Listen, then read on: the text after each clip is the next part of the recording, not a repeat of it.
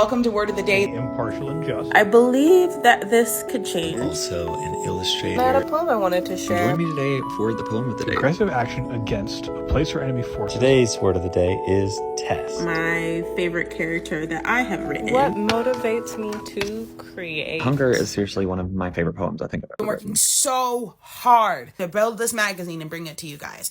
This is the Guilded Periodically Podcast, brought to you by the Fiction Forge. Dyr Verden, Chapter 1. For Guilded Periodically, Spring Edition 2024. My feet slap the pavement as I run to Leafs, which is my favorite haunt when skipping school. People watch me curiously as I flash past them, head down, arms pumping rhythmically back and forth. I pause at the entrance to Leafs, as always, and begin my ritual. I run my hand over the intricately carved doors, embodiments of both the wood they were created from and the leaves they were designed after.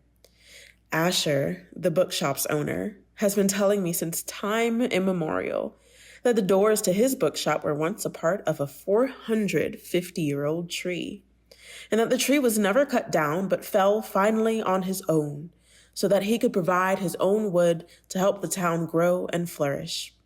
He said the tree told the first residents of Rowanwood that he would give of his own flesh to provide for them, that they should take of his wood and build their homes and hearths, their schools and gathering places, so that they might come together happily in the protection of his formed boughs, and he could live on in 1,000 beautiful ways, the soul of the town. Once inside Leafs, I grab the book I'm reading and wave to old Asher. He's known me since before I could walk on my own 2 feet and had never once in all of my 14 years told me to pay for a book, whose spine I had broken through daily reading. I enter the adjoining cafe and filch one of the special donuts they have and a mocha cappuccino. I get them for free off of Freckled Tony, who had graduated last year while I was a freshman. He has a crush on me, and I'm not above using it from time to time for sweet, sweet personal gain. I give him my sweetest smile, snickering a little as his ears color, and then turn and walk over to the couches to stake out my favorite spot. It is Wednesday, so most people are either at work or school, and that means I won't have to wrestle anyone off of my couch today. The old brown leather is worn, and if you didn't sit just right, it would forever squeak beneath you. This is my chair. It has always been mine from as far back as I can remember, when I was just a toddler begging my nanny to read to me. After hours absorbed in the book, lost in a world full of fantasy and adventure, I yawn and blink rapidly. It was an excellent read from one of my favorite authors. He always seems to know just how to lure you in with rich details and harrowing action scenes, and you are always left wanting more. His is the type of writing I love and hope to emulate one day myself, incorporating my own style, of course. I look at the window as I unwind myself from Old Faithful. Evening is setting in, and I guess I will walk around town a little more before heading home. My mind is still lost in a fantasy world, and I am not ready to face the reality of an empty, lonely house. Lost in thought, I wander the bustling streets. A flustered-looking woman emerges from a minivan, her hair plastered to her forehead, and a tiny, dusty footprint gracing one leg of her capri pants. A soccer ball rolls into view, and she curses, tossing it deeper into the abyss of her car before it can bounce into the street. A man in a dark navy, well-fitting suit laughs uproariously at someone on the other end of his cell phone, his briefcase swinging almost cheerily. Maudie, the owner of Baubles and Magic, comes outside, hands neatly folded behind his back, and just smiles his toothy grin at all who pass and say hello. As my eyes take it all in and my mind wanders, my feet lead me to a quieter side street. The sun disappears behind the buildings, and I rub my arms briskly as a chill settles on me. I pick up the pace, intent on getting back onto a main street a little farther down the road. Perhaps it was this intent that almost caused me to miss the crumpled form against a garbage can outside of a closed-down store. I hear a sound and freeze, and then take one step backwards and hear it again. The low, unmistakable sound of a deep-throated, menacing growl. A mange-ridden, highly emaciated dog struggles to its paws as it glares at me. Its unwavering stare is uncanny and, to say the least, unsettling. This animal looks at me with an intelligence and purpose I'm not used to seeing in even another person's eyes. As I am gripped in his stare, the dog trembles and then drops to the ground in what appears to be a very dead-looking heap. I can see, however, after a few minutes, that his body rises and falls and his breath comes out in ragged bursts every few seconds.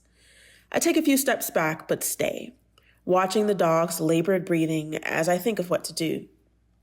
Animal control would take one look and inject him with a needle, ending his life. My own parents, though usually never home, did not allow animals. The only thing I know for sure at that moment is that I could not just leave him here.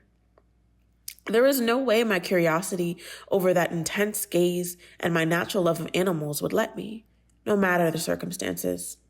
So I gather my courage, pick him up, and start the journey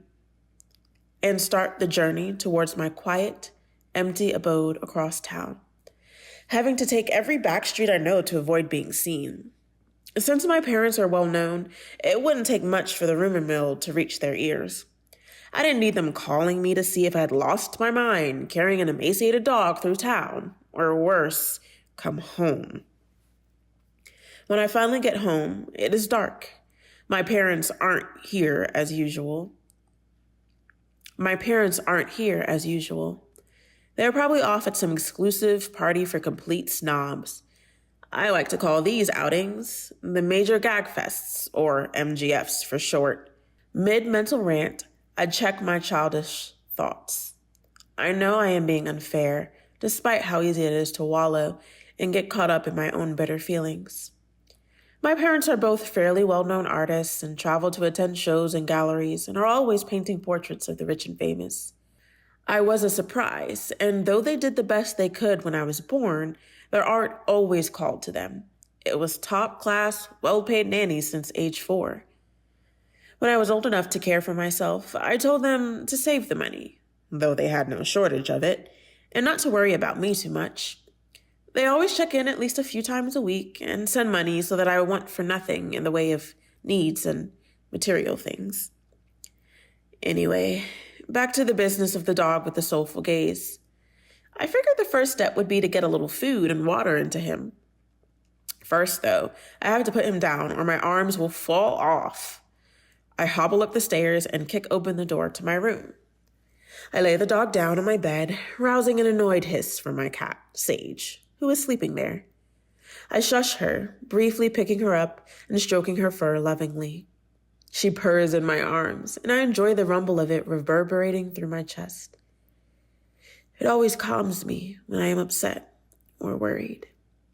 Too soon, I awake from my trance-like state, remembering the limp form lying on my bed. I set a newly complaining Sage on the floor and head downstairs to the kitchen to see what I can find that is edible. After a good 20 minutes of searching, I heave an audible sigh and decide to pop the usual frozen dinner into the microwave. I can cook, but it is a depressing affair to cook alone, and only for yourself. I doubt the dog would notice the difference in quality. After struggling with the plastic top, burning myself, and spilling some of the slop on the floor, I finally head back upstairs.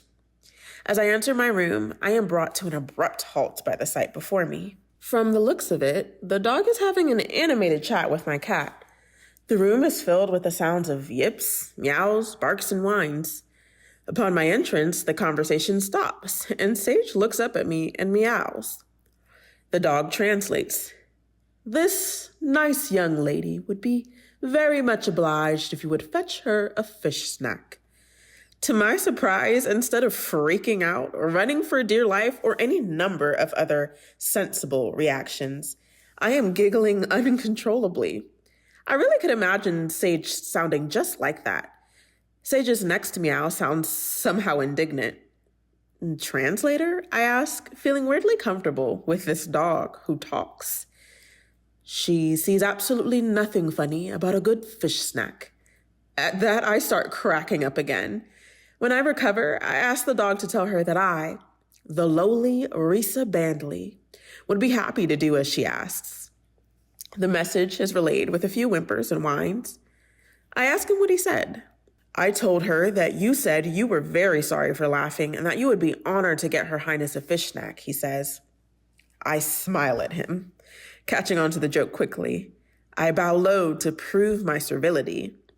Then we both burst out laughing, with Sage making little huffing sounds that I swear is laughter too. We laugh and laugh until tears spill out of our eyes. For the moment, amazingly, it doesn't matter that the dog talks, or that the house is empty, or that life is hard. All that matters is the feeling in this moment that I am not alone. The feeling I have that while life is hard, little moments of it can be joyous too, and make it worth it. This has been the Guilded Periodically Podcast, brought to you by The Fiction Forge.